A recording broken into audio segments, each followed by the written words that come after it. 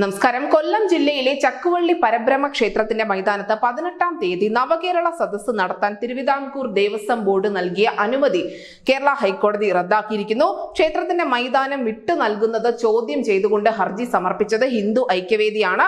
ഹിന്ദു ഐക്യവേദിയുടെ ഭാരവാഹികളായ കൊല്ലം കുന്നത്തൂർ സ്വദേശി ജയകുമാർ, മൈനാഗപ്പള്ളി സ്വദേശിയായ ഓമനക്കുട്ടൻ പിള്ള എന്നിവർ ഉൾപ്പെട്ട നൽകിയ ഹർജികളാണ് justice Anil K Narendran, justice G Girish എന്നിവർ ഉൾപ്പെടെയുള്ള ഡിവിഷൻ ബെഞ്ച് പരിഗണിച്ചിരിക്കുന്നത്. ക്ഷേത്ര മൈതാനത്ത് രാഷ്ട്രീയം വേണ്ട, ക്ഷേത്രം എന്ന് പറയുന്നത് വിശ്വാസികൾക്കുള്ള സ്ഥലമാണ്. ഇത്തരത്തിലുള്ള പരിപാടികൾ നടത്തുമ്പോൾ അത് ഭക്തർക്ക് ഒരു തടസ്സമുണ്ടാക്കും, അത് ആരാധനാ ക്രമങ്ങളെ ബാധിക്കുമെന്നൊക്കെയാണ് ഹർജിക്കാർ ചൂണ്ടിക്കാണിച്ചത്.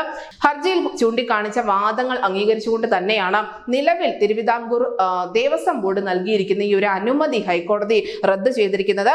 അതേസമയം സർക്കാരിന്റെ വാദമുഖം എന്തെന്നാൽ ക്ഷേത്ര ആരാധനാ ക്രമങ്ങളെ ബാധിക്കില്ല എന്നുള്ളതായിരുന്നു. പക്ഷെ ഇത് കോടതി അംഗീകരിച്ചിട്ടില്ല. ഇനി ഇത് മാത്രമല്ല, കടയ്ക്കൽ ദേവീക്ഷേത്ര മൈതാനം, ശാർങ്ങര ദേവീക്ഷേത്ര മൈതാനം എന്നിവിടങ്ങളിലും നവകേരള സദസ്സിന് അനുമതി തേടിക്കൊണ്ടുള്ള ഒരു അറിയിപ്പുണ്ടായിരുന്നു. പക്ഷേ ഇതിനെതിരെയും ഹിന്ദു ഐക്യവേദി തന്നെ രംഗത്തെത്തിയിട്ടുണ്ട്. ഈ ഹർജികൾ തിങ്കളാഴ്ചയാണ് പരിഗണിക്കാൻ പോകുന്നത്. അങ്ങനെ ഹിന്ദു ഐക്യവേദിക്ക് ഒരു വലിയ വിജയം തന്നെയാണ് നിലവിൽ ഹൈക്കോടതിയിൽ നിന്നും ലഭിച്ചിരിക്കുന്നത്. ക്ഷേത്ര മൈതാനം അല്ലെങ്കിൽ ക്ഷേത്ര പരിസരം ഒരു തരത്തിലുള്ള രാഷ്ട്രീയത്തിന് വേണ്ടിയും ഉപയോഗിക്കേണ്ട എന്നത് തന്നെയാണ് കോടതി നൽകുന്ന ഒരു സന്ദേശവും. ന്യൂസ് ഡെസ്ക് ന്യൂസിന്റെ മലയാളം.